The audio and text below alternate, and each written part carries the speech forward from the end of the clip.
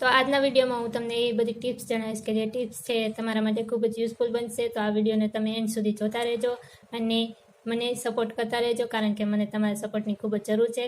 તો આપણે જે આ વિડીયો છે એને સ્ટાર્ટ કરીએ.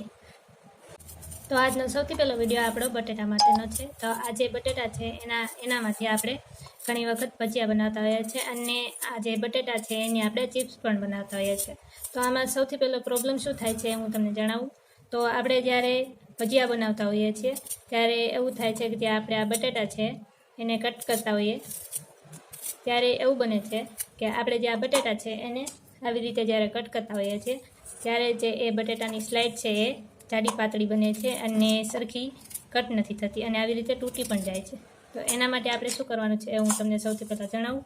તો એના માટે આપણે જે આ ચાકુ છે એની મદદથી નહીં, પણ જે આ બટેટાની છાલ ઉતારવાનું જે ચાકુ હોય છે એની મદદથી આપણે જે આ બટેટું છે એની પતલી પતલી આવી રીતે સ્લાઇડ કટ કરી શકીએ છીએ. આવી રીતે તમારા જે ભજીયા છે એ પણ સરસ બનશે અને તમે જે ચિપ્સ બનાવશો બટેટાની એ પણ ખૂબ જ સારી બનશે અને તરતમાં તરત એ તળાઈ પણ જશે.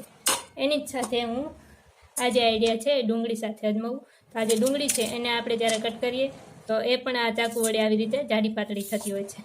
તો એને એ યુઝ ના કરીએ અને આપણે જે આ બટેટાની છાલ ઉતારવાનું જે ચાકુ છે એ યુઝ કરીને જે આ ડુંગળી છે એને આવી રીતે કટ કરશું તો તમે જોઈ શકો છો કે એ પણ ખૂબ જ પાતળી અને એક સરખી કટ થાય છે. તો આ જે ટીપ છે તમને કેવી લાગી એ મને કોમેન્ટમાં જરૂરથી જણાવજો. તો આના પછીની ટીપ આપણે જોઈએ. તો આપણે જ્યારે બજારમાં કપડાં ખરીદવા જઈએ છીએ ત્યારે આપણને ખબર નથી હોતી કે આપણે કેવો કલર લેવો, કેવો કલર આપણને સારો લાગશે, કેવો સારો નહીં લાગે. તો એ જે કલર છે એ આપણે જોવા માટે આપણે તો સૌથી પહેલાં શું કરવાનું છે કે જે પણ કંઈ સાડી અથવા તો કપડાં હોય એને આપણે આવી રીતે હાથમાં પહેરીને જોવાનું છે કે આપણી સ્કિનની સાથે આ જે કલર છે એ કેવો લાગે છે. તો આવી રીતે તમે જે તમારા કપડાં હોય છે એનો કલર તમે ચૂઝ કરી શકો છો અને આપણી જે સુંદરતા છે એ આ કલર ઉપરથી નથી દેખાય છે. તો ઘણી વખત આપણે એવા કલર લઈ લઈએ છીએ જે કલરથી આપણે ખૂબ જ શ્યામ લાગીએ. તો આવી રીતે તમે જે કપડાં છે એને આવી રીતે હાથમાં પહેરીને જે એનો કલર છે એ તમે તમારી સ્કિનની સાથે મેચ કરી શકો છો.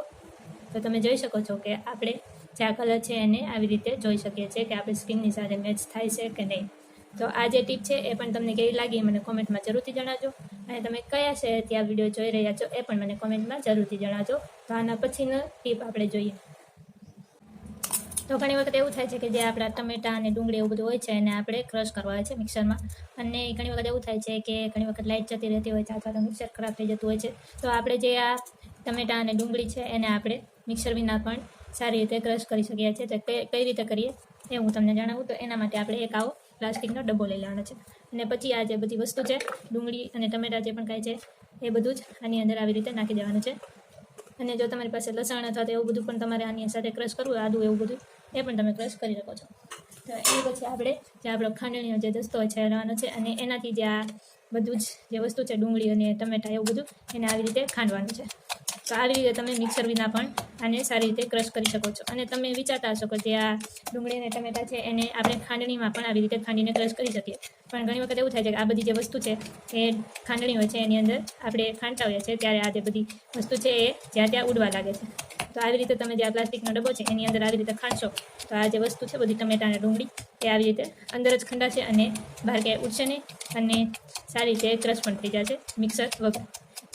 તો તમે જોઈ શકો છો કે સારી રીતે આને આપણે ક્રશ કરી લીધું છે વગર મિક્સરે. તો આપણે આને પ્લેટમાં કાઢીને જોઈએ.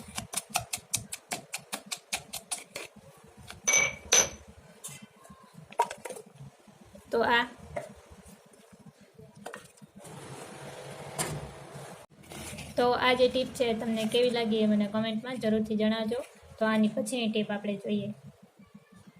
તો ઘણી વખત એવું થાય છે કે જે આપણો ફોન હોય છે એને આપણે ચાર્જિંગમાંથી કાઢી તો લઈએ છીએ પણ જે એની સ્વિચ હોય છે એ આપણે બંધ નથી કરતા.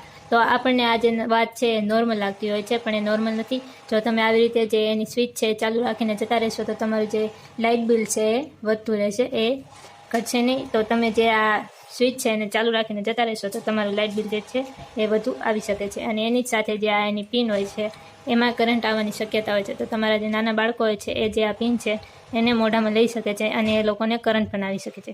તો એના માટે તમારે આ સ્વિચ જે છે એને બંધ કરવી ખૂબ જ જરૂરી છે. છે એ તમને કેવી લાગી ફરીથી મને કમેન્ટમાં તમે જરૂરથી જણાવજો અને મને સપોર્ટ કરજો, કારણ કે મને તમારા સપોર્ટની ખૂબ જ જરૂર છે. અને એની સાથે આ જો વિડીયો તમને ગમ્યો હોય તો વિડીયોને લાઇક, શેર અને ચેનલ ઉપર નવા આવ્યા હોય તો ચેનલને સબસ્ક્રાઈબ જરૂરથી કરતા જજો. તો કાલે પણ હું તમને મળીશ આવી ટિપ્સ સાથે.